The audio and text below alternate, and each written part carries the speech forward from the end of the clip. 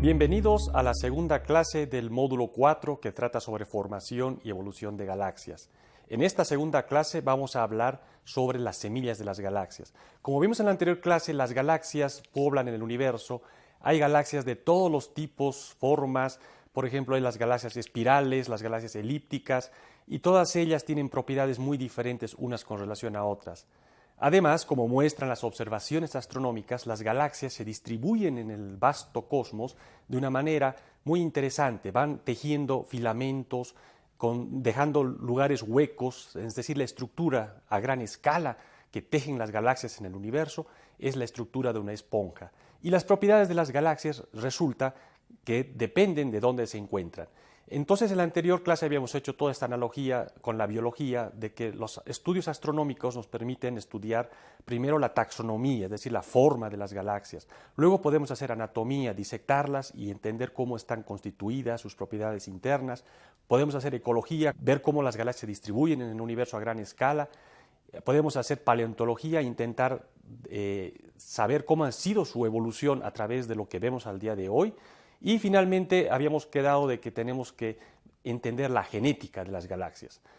Definamos primero que nada las galaxias como sistemas ligados gravitacionalmente, donde nacen, viven y mueren las estrellas, todo el tiempo interactuando con el así llamado medio interestelar, los campos magnéticos y la radiación. Es un complejo ecosistema donde prácticamente acontece todo el drama cósmico.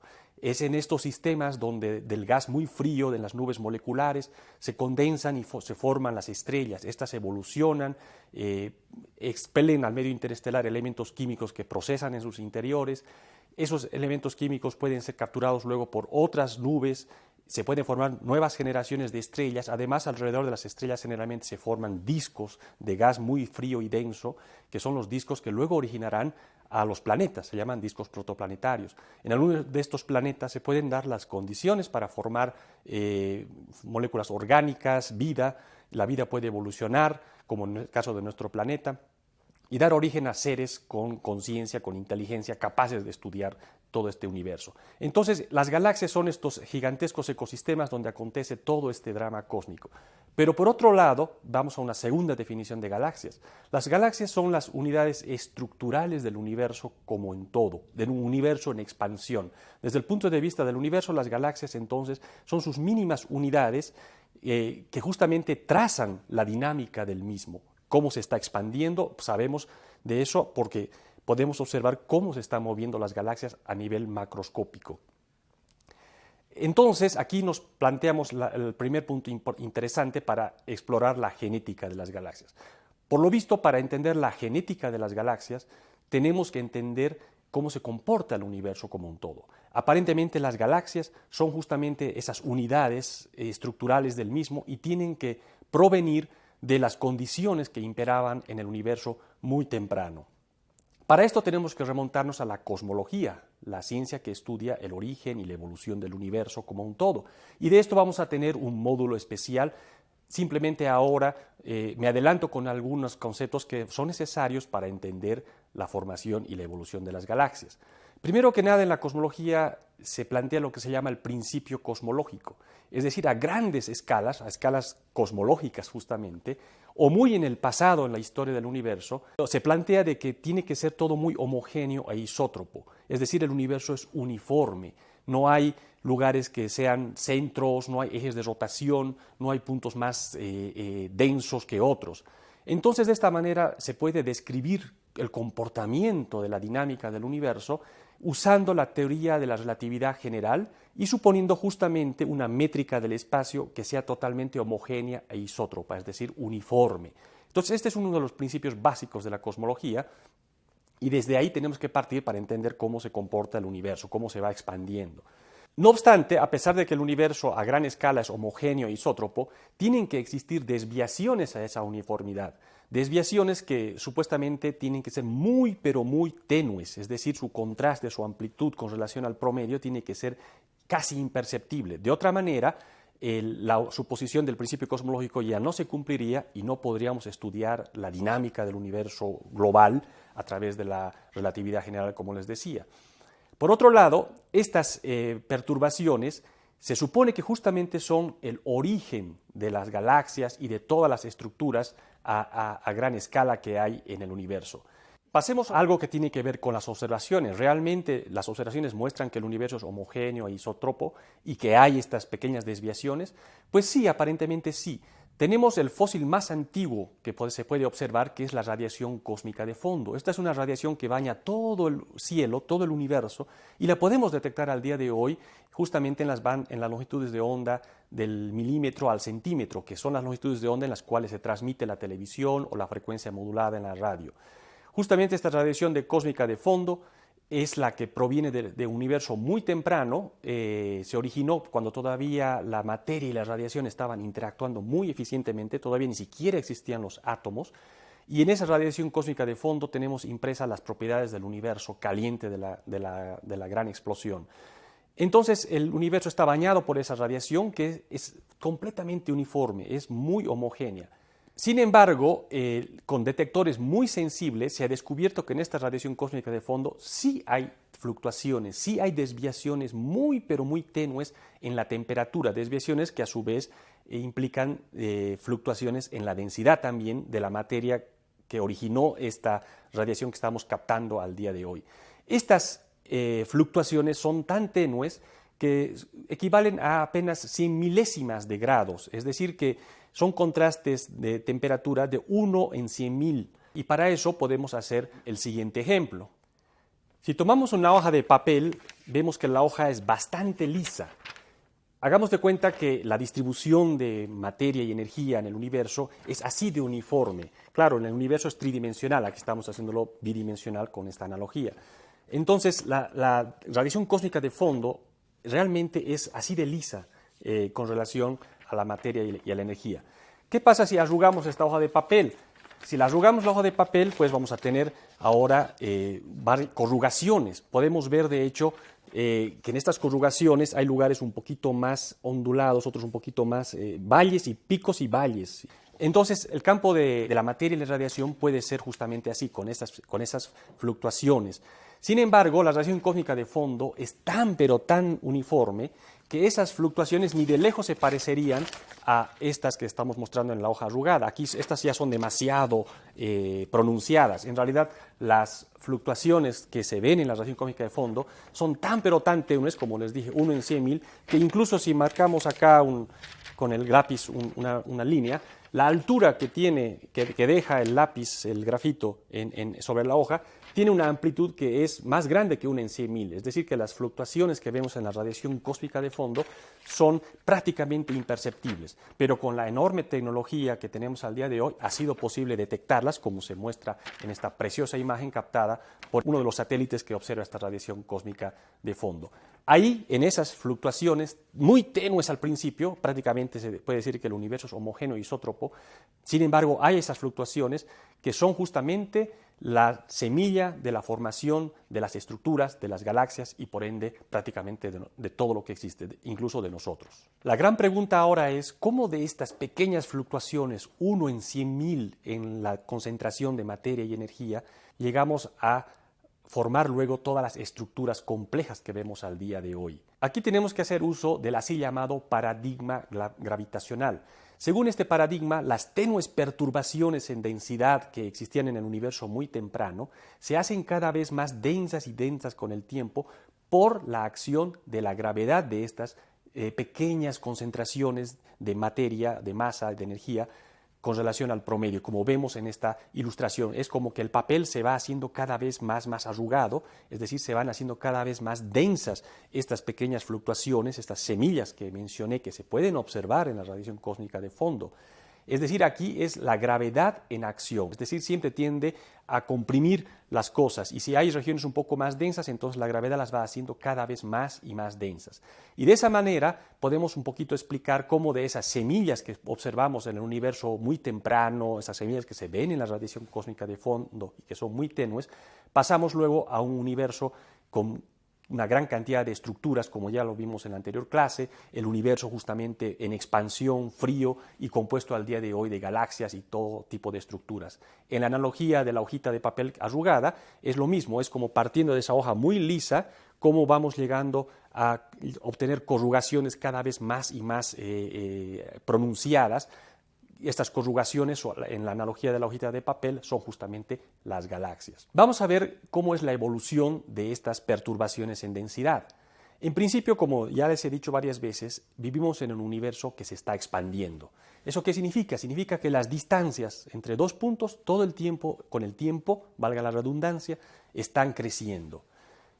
Sin embargo, si tenemos una región del universo que es un poquitito más concentrada, un poquitito más densa que el promedio del universo, que la pinto acá con el color rojo, ¿qué pasa? Esa fluctuación al principio se está expandiendo con el universo. Es tan tenue, su campo gravitacional no le alcanza para contrarrestar a la expansión global del universo. Llega a un máximo y luego se colapsa gravitacionalmente. Significa eso que su campo gravitacional ya es suficiente para hacerlo un sistema que se separa de la expansión del universo. Sabemos que la aceleración gravitacional es siempre atractiva, por eso en la fórmula que pongo acá de la aceleración gravitacional está el signo menos, significa que tiende siempre a comprimir. La aceleración gravitacional no es nada más que la constante universal de la gravedad G por la masa de la región que está produciendo esa gravedad entre el tamaño al cuadrado, entre el radio al cuadrado de la región. Entonces la gravedad está en acción. Para entender cómo evolucionan estas corrugaciones, estas fluctuaciones en el universo, hay que considerar dos regímenes. Primero, el régimen lineal, que es justamente cuando todavía esta fluctuación en el universo muy temprano se está expandiendo, de hecho, con el universo. Todavía no ha llegado a tener su propio campo gravitacional y a colapsarse.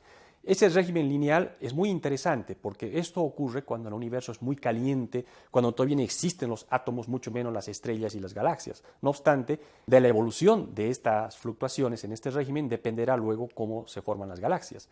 Ya el régimen, cuando la gravedad de esta región empieza a ser importante y empieza a separar a la perturbación de la expansión global del universo, es el así llamado régimen ya no lineal, el cual ya es mucho más complicado de estudiar, de seguir, porque se vuelve un problema altamente complejo de interacción gravitacional hasta que la perturbación esta se colapsa, de hecho, y bueno, colapsa para formar una estructura en equilibrio, que seguramente va a ser la semilla para que luego se forme la galaxia.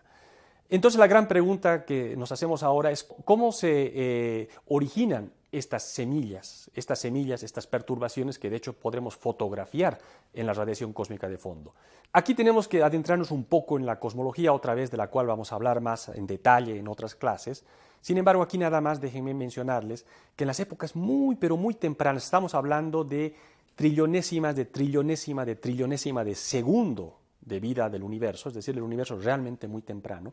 En estas épocas ni siquiera existían las partículas y los campos y la radiación como tales, ni hablar de núcleos atómicos, ni hablar de átomos. Son épocas donde las condiciones de la materia y la energía eran extremas. Y se propone que en este estado de mínima energía del universo casi inicial, lo que imperaba era el vacío cuántico, es decir, es un hervidero de partículas y campos virtuales que aparecen y desaparecen, esto de acuerdo al así llamado principio de incertidumbre de la física cuántica.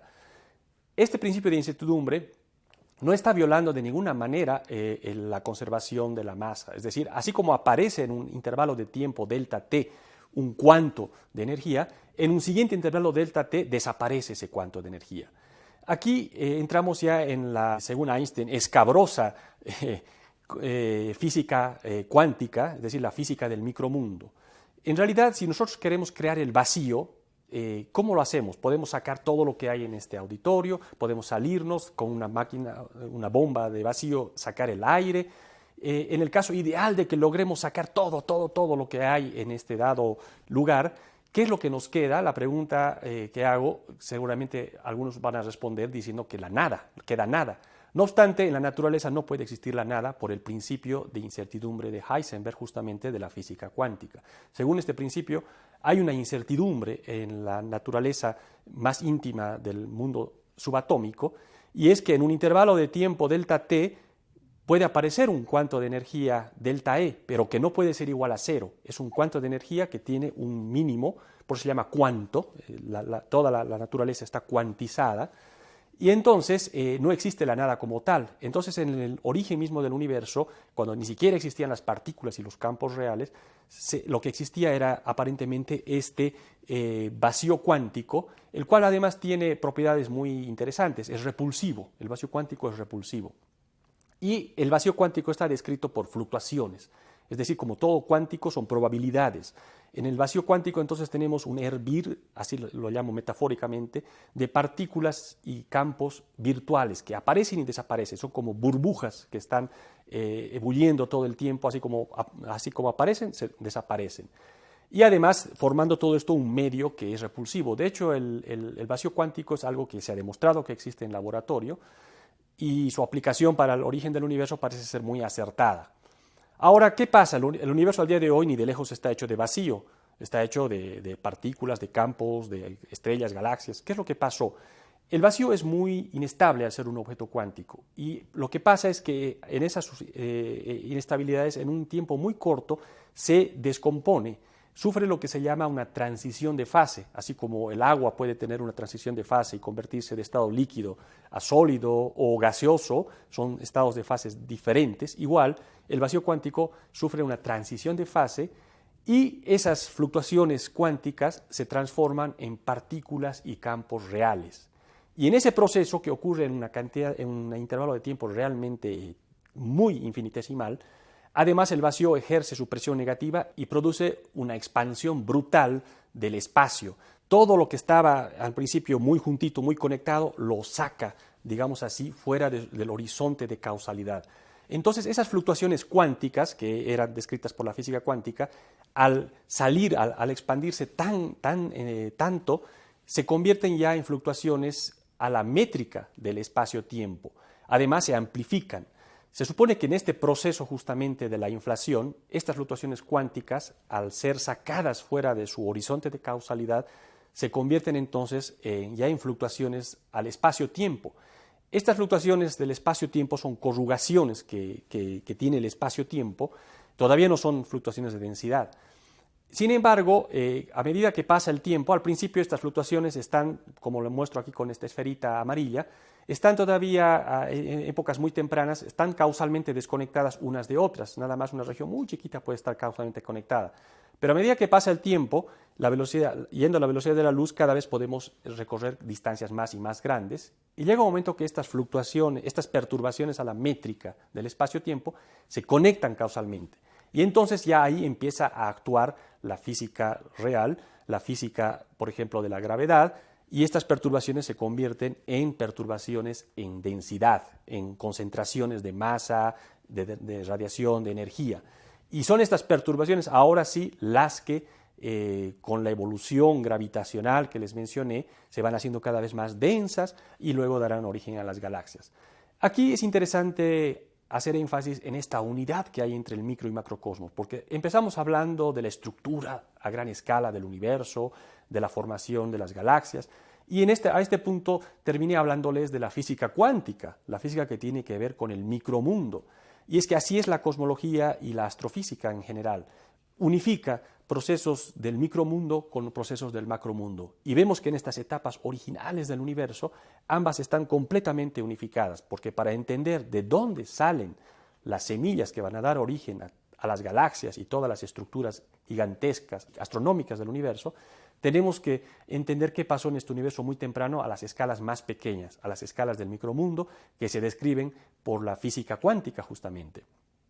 Entonces, para concluir esta clase, platiquemos básicamente lo que es el paradigma contemporáneo de la formación de estructuras.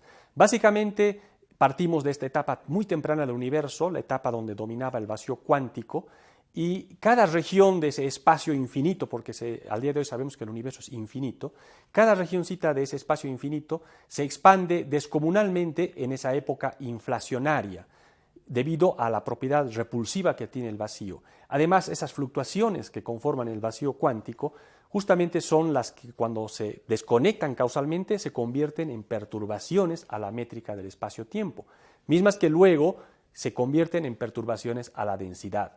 Esas perturbaciones ahora sí a la densidad en materia y energía evolucionan todavía en el universo caliente, en un universo muy temprano de la gran explosión, hasta dar origen a las fluctuaciones que observamos en la radiación cósmica de fondo. Ese proceso de la evolución en el régimen así llamado lineal, lo vamos a estudiar en detalle en la siguiente clase. Entonces, para la siguiente clase vamos a ver cómo evolucionan las perturbaciones en su régimen lineal y si depende esta evolución de qué están hechas estas perturbaciones. Si están hechas de materia ordinaria, de radiación o de la famosa materia oscura de la cual ya hemos hablado. De hecho, vamos a ver si es que existen procesos en el universo muy temprano que pueden planchar a estas fluctuaciones. Puede ser que hayan procesos que simplemente las borran y por más que se hayan creado en la inflación, luego se borran y no habrían galaxias al día de hoy. Y bueno, vamos a ver en general si el modelo que tenemos al día de hoy de evolución de estas perturbaciones en el universo temprano es capaz de predecir la radiación cósmica de fondo, sus anisotropías, sus fluctuaciones que se observan y que se las he mostrado. Entonces, eso veremos en la siguiente clase.